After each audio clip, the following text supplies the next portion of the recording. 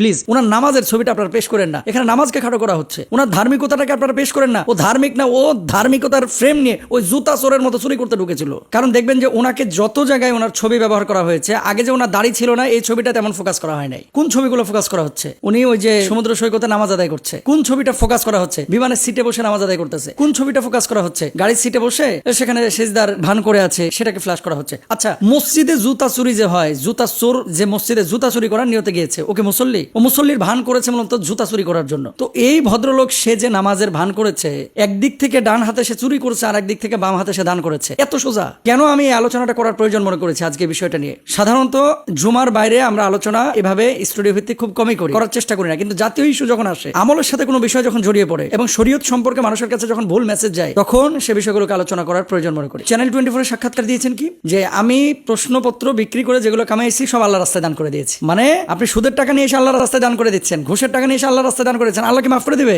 এত সোজা না মুরব্বি, এত সোজা না ইসলাম। কুরআনুল কারীম আল্লাহ সুবহানাহু ওয়া তাআলা কি বলছেন খেয়াল করেন। আল্লাহ সুবহানাহু ওয়া তাআলা সূরা বাকারার 168 নম্বর আয়াতের মধ্যে বলছেন, ইয়া আইয়ুহান নাস কুলু মিম্মা ফিল আরদি হালালান তাইয়্যিবা ওয়া লা তাত্তাবিউ খুতুওয়াতিশ শায়াতিন ইন্নাহু লাকুম আদুউম মুবিন। আল্লাহ সুবহানাহু ওয়া তাআলা স্পষ্ট করে বললেন, পৃথিবীতে হালাল এবং পবিত্র বস্তু তোমরা ভক্ষণ করো, শয়তানের পদঙ্ক অনুসরণ করো না। তার মানে খাইতে হবে আপনাকে হালাল। 2 নম্বর আসেন, ফাকুলু মিম্মা রাযাকাকুমুল্লাহু হালালান তাইয়্যিবা ওয়াশকুরু নি'মাতাল্লাহি ইন কুনতুম ইয়্যাহু তা'বুদুন। এটা সূরা নাহলের 114 নম্বর আয়াত। আল্লাহ তাআলা কি বলছেন? তোমাদেরকে হালাল ও পবিত্র যা দিয়েছেন তা হতে আহার করো এবং আল্লাহর নিয়ামতের জন্য কৃতজ্ঞতা স্বীকার করো। আচ্ছা, উনি ঘুষ নিয়েছেন, উনি প্রশ্নপত্র ফাঁস করেছেন, কয়টা অপরাধ করেছেন দেখেন। আরে এক আবেদ আলী সেনা ধরা খেয়েছে, এরকম প্রত্যেকটা মসজিদে 2-1 কেউ চিকন কেউ মোটা আবেদ আলী পাবেন আপনারা, যেগুলো ধরা পড়ে না, ধরা ছোঁয়ার বাইরে। মসজিদে এরকম একটা টেন্ডেন্সি আমাদের বাংলাদেশের মানুষের আছে। এজন্য নবীজি বলেছেন যে কিয়ামতের আগে মসজিদে মুসল্লি বাড়বে কিন্তু প্রকৃত ইমানদারের সংখ্যা কমে যাবে। আজকের জামানায় অনেক মানুষ আছে হারাম খায়, ঘুষ নেয়, সুদের সাথে জড়িত, সামনের কাতারে নামাজ পড়তেছে। এর মানে কি নামাজের দোষ? নাউজুবিল্লাহ। এর মানে কি ধার্মিকতার দোষ? না, নাউজুবিল্লাহ। এর মানে দোষ হচ্ছে ওই ব্যক্তির, ও মূলত ধর্মীয় ফ্রেমের মধ্যে ঢোকে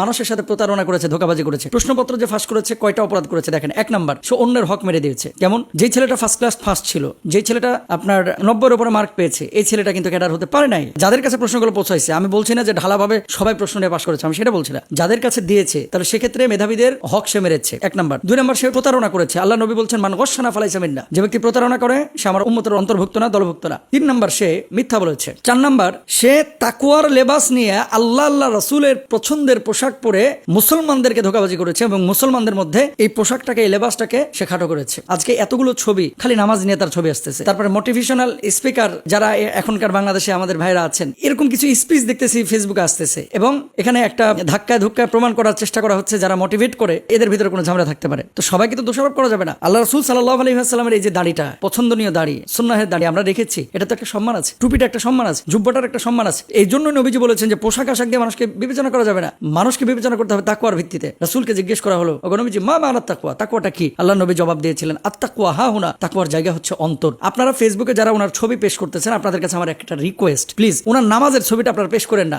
এখানে নামাজকে খাটো করা হচ্ছে। ওনার ধার্মিকতাটাকে আপনারা পেশ করেন না, ও ধার্মিক না, ও ধার্মিকতার ফ্রেম নিয়ে ওই জুতা চোরের মতো চুরি করতে ঢুকেছিল। নামাজকে, সুন্নাহের পোশাককে খাটো করার কোনো সুযোগ নেই। আপনি দেখেন ফেসবুকে ওনার দাড়ি ছাটা আগেকার ছবি, যখন চাকরিতে জয়েন করেছিল কয়টা ছড়াইছে। আজকের আলোচনাটার মূল পয়েন্ট সেটা হচ্ছে, আপনি যদি হারাম খান, এই হারামের দান আপনার কবুল হবে না। আপনি বলবেন কোথায়, প্রমাণ কোথায়? দেখেন রাসূল আকরাম সাল্লাল্লাহু আলাইহি ওয়াসাল্লামের হাদিস। সেই হাদিসটার আগে রাসূল আকরাম সাল্লাল্লাহু আলাইহি ওয়াসাল্লামের আরো একটি হাদিস আমি আপনাদের সামনে পেশ করছি। আল্লাহ নবী বলছেন, ইয়াতি আলান নাসি জামানুন লা ইউবালিল মারউ মা আখাযা মিনহু আমিনাল হালালি আম মিনাল হারাম। কিয়ামতের আগে, মানে এই যে পরবর্তী সময়গুলোতে এমন একটা সময় আসবে যে সময়টায় মানুষ উপার্জন করবে, কিন্তু সে হালাল পথে উপার্জন করলো নাকি হারাম পথে উপার্জন করলো এগুলো বাক বিচার করবে না। মানে মাল পাইছে, খালি টাকা কামাও, ডান হাতে বাম হাতে কোথা থেকে আসলো, এটা চুরি করা টাকা না সুদের টাকা না ঘুষের টাকা না প্রশ্ন বেচা টাকা, খেয়াল করবে না। আর এদের পরিবার পরিজনও দুমড়ায় মুচড়ায় খাবে। আর বউ তো জিজ্ঞেস করতে পারে যে আপনি টাকাগুলো, এতগুলো টাকা পান কই আপনি? এই যে চোরদের বউ যারা আছে, এই বউরা কিন্তু চেষ্টা করলে পারে যে স্বামীর এই বিষয়গুলো ফ্ল্যাশ করতে। কেন? আপনার জামাইয়ের বেতন 60,000 টাকা, কিন্তু 6 কোটি টাকা দামের বিল্ডিং কিভাবে করতেছে আপনি জিজ্ঞেস করতে পারেন না? এটা তো আপনার অধিকার আছে। সন্তানগুলোকে জিজ্ঞেস করতে পারেন, আব্বু তুমি চাকরি করো ড্রাইভারের, তুমি চাকরি করো অমুক অফিসের একজন পিওনের, তুমি এত টাকা কিভাবে পাও? তো সন্তান সন্ততি যদি বাড়িতে প্রতিরোধ গড়ে তুলতো, দুর্গ গড়ে তুলতো, তাহলে তো এই সুযোগগুলো তারা পাইতো না। তার মানে কি, যারা এই সুযোগগুলো দিয়েছে তারাও কিন্তু অপরাধী। আচ্ছা, রাসূল আকরাম সাল্লাল্লাহু আলাইহি ওয়াসাল্লাম বলেছেন যে মানুষ মানে বিচার বিশ্লেষণ করবে না, ডান দিক থেকে বাম দিক থেকে কামনা শুরু করবে, হালাল নাকি হারাম এগুলো কোনো চিন্তাই করবে না। এরপরে নবীজি বলেছেন যে এমন এক ব্যক্তি, সে কি বলতেছে, ইয়া রব ইয়া রব। আল্লাহ রাসূল সাল্লাল্লাহু আলাইহি ওয়াসাল্লাম বলছে, এক ব্যক্তি মুসাফির, সে সফররত অবস্থায় ধুলোয় ধূসরিত তার পুরো শরীর, আল্লাহর কাছে দোয়া করছে, আল্লাহ আল্লাহ আপনি এটা কবুল করেন, সেটা কবুল করেন।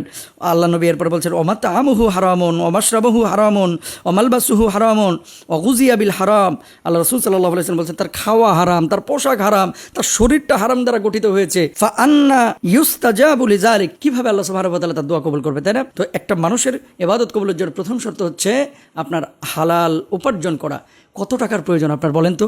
অবাক হতে হয়, 6,000 কোটি টাকা কেউ কামাইতেছে, 500 কোটি টাকা কেউ কামাচ্ছে, 200 কোটি টাকা। এই ভাই, আপনার এত টাকা কি প্রয়োজন? কাফনের পকেট আছে ভাই, পকেট তো নাই, আপনি তো যাবেন খালি হাতে। আপনি কবরে খাবেন বাঁশ, আর আপনার পোলাপান এখানে খাবে রোস্ট। লাভটা কী হলো? কোনো লাভ নাই। সুতরাং হালাল এবং হারাম বিবেচনা করতে হবে।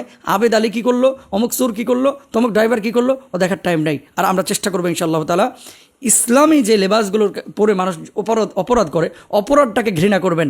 ওর ধার্মিকতাটাকে আপনারা মানে সে যে এই যে ধার্মিকতার ফ্রেমটাকে ব্যবহার করেছে, এটার কিন্তু কোনো দোষ নাই, এটা আমার নবীর পোশাক। আল্লাহ তাআলা আমাদেরকে বোঝাতে